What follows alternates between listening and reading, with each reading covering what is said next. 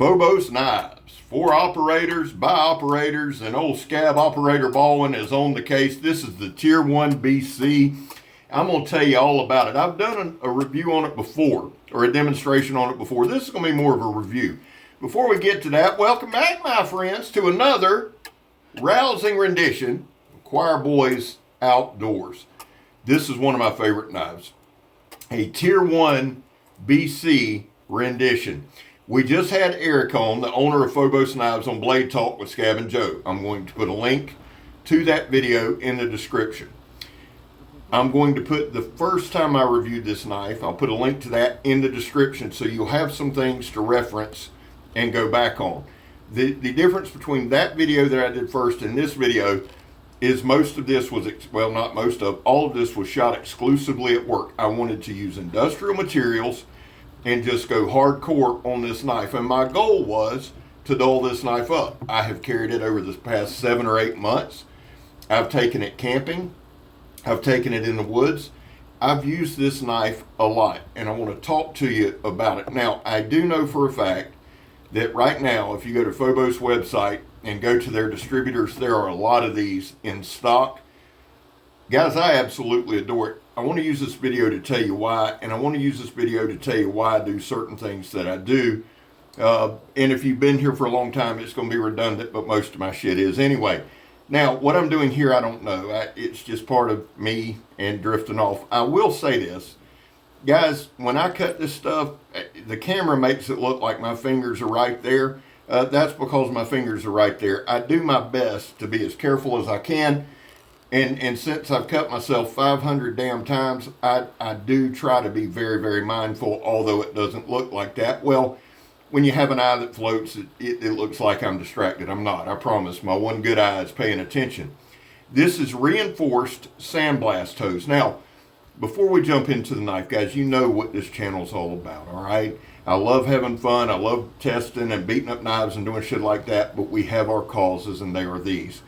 There was a time in this country where 22 veterans a day took their own lives. Now, statistics are everywhere. We're right in the thick of the holiday season, and so the numbers are higher. The actual number is anywhere from 15 to 29, which is just staggering. That's why here on this channel we focus on the number 0. Anything over 0 is simply unacceptable. And vets, we love you. You have a place here.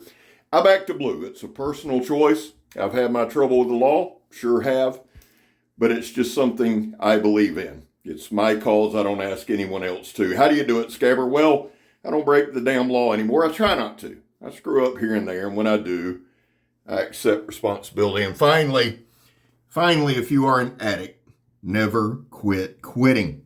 And I am, and I've never quit quitting. It'll take one time. I've been clean about 3.5 years, and let me encourage you, if you're struggling with that, please, just keep going, man. Keep quitting, get some help. Here's the thing, guys.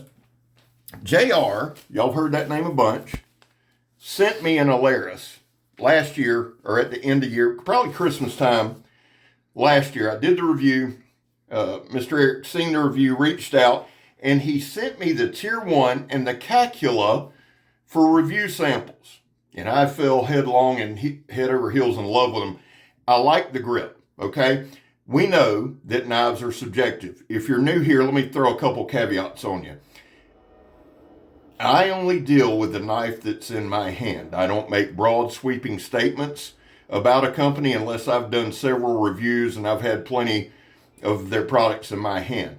I don't cherry pick the materials that I cut. I pick them up, I cut them, and I go. But let me stress this to you.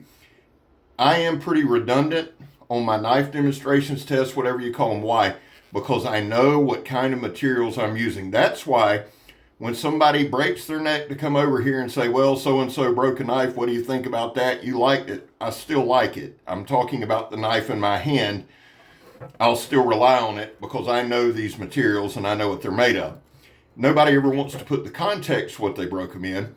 That's neither here nor there. I'm just saying, and I'm not knocking anyone, okay? It's never other reviewers. It's usually subscribers not paying attention. But the truth is this. I have full confidence in Fobos knives. I have full confidence in the Tier 1. Not because I've done a couple reviews, but because I've carried the damn thing for 7 or 8 months. So let's talk about the knife and quit the other before I say something like I always do that I shouldn't. All right, so we got black and red G10 handle scales. Both sides have a bow drill divot. Good skill to learn. I've got my ass kicked several times by doing it. We've got jimping all over it. I really love the jimping. You've seen the pommel at the front. We smashed a little concrete. Now, this is that 1-inch nylon rope. Guys, this knife has not been sharpened in 7 months. It has been stropped. I have maintained it, but I haven't sharpened it. My goal today was to dull the damn thing. You've seen us cut you've seen us cut a lot in 6.5 minutes. And that's one of the joys of using this knife. This knife and the Calcula, I've used them both a bunch, and man, they have held an edge. Now, the Tier 1, the one I have here, you see it sawing right through it. And here's the thing, if this was out of the box, you could say, well, it's, scab, it could be sharper. Well, it could always be sharper, but this ain't out of the box. The edge retention that I found has been spectacular. Now, right here, I want y'all to listen.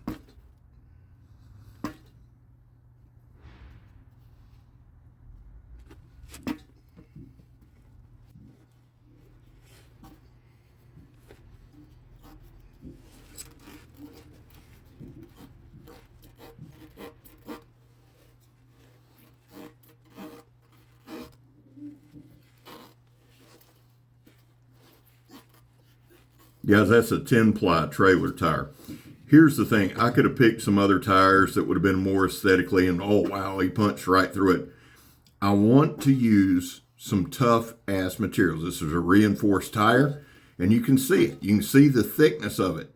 And the knife did spectacular. I'm going to say this, for everything I've cut, and if you just go back and kind of click through section after section of this video, and count all the different materials and mediums that I cut and how many times I cut them, is pretty damn impressive. The knife is a hell of a stabber. And you'll also notice too, guys, that I don't do, when I start to stab and do that kind of stuff, I don't do some kind of wild psycho swing. It's usually a 6, 8, 10-inch punch. That's it. I don't just stab because it's got a point. And here's the thing. Here's what we're checking when we're stabbing. We're checking the tip. Because if you've ever really stabbed a tire or something like that and it went sideways, you can break a knife. But here's what we're really checking, and this too, hitting this cinder block with the pommel. What are we doing? Well, we're hitting a cinder block with a pommel. It's pretty obvious. But the thing is this, we're checking the handle scales, guys. No slip. You notice when I was hitting the tire, my hand didn't slip. When I was jamming that cinder block, my hand didn't slip. The ergos on this handle fit me incredibly well. And I think it's more the ergos. It's got some jimping, and the G10 is rough and it's rigid and it feels good in hand. But I think it's the ergonomics. I can grip this knife. I can do a reverse hammer punch with it. I can stab with it. And here you're just seeing right here, just shaving wood off. Now again, remember everything we're cutting. This is what I do with most of my knives. If you want the truth. Now, I'm going to be quiet again. Listen to this.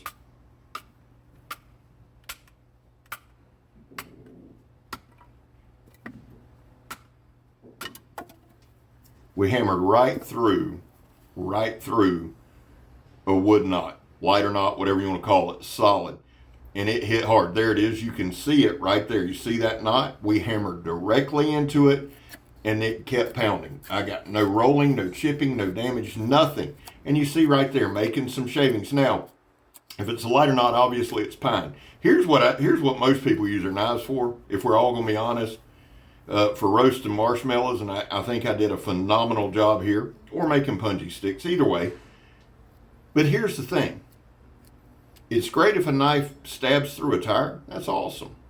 But you need it to make stuff like this, and not just the punji stick, but things that you can use, traps, snares, etc.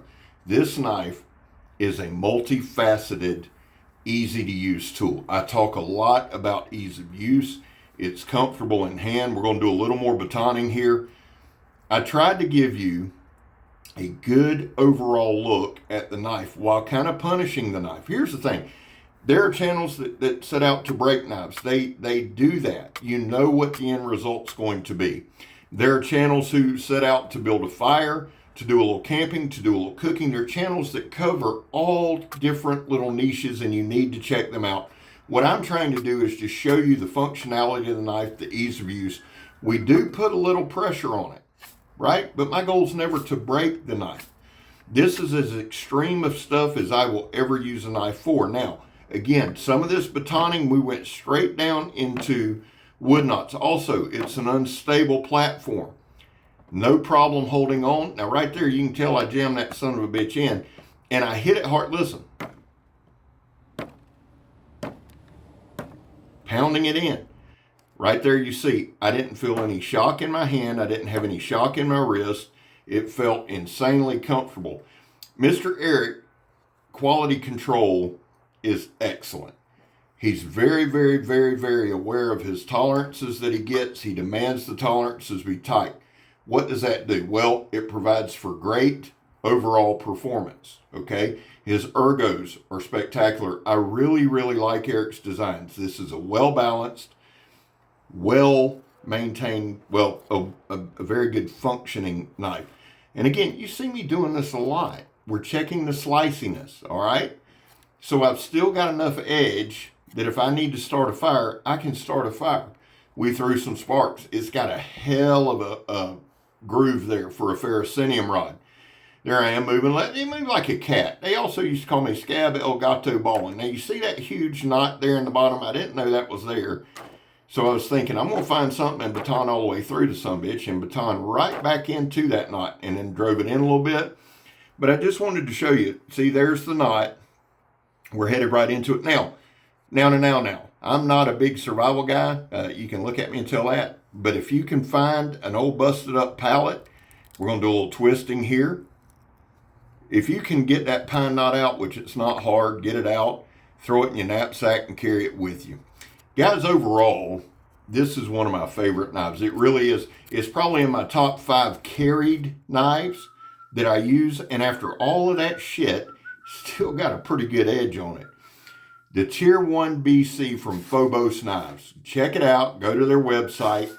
They've got a list of dealers. I know there's a lot of these left. Listen, guys, Tim's School of Fish. Tim's School of Fish. Go check that dude out, man. He's having a massive giveaway. But remember this.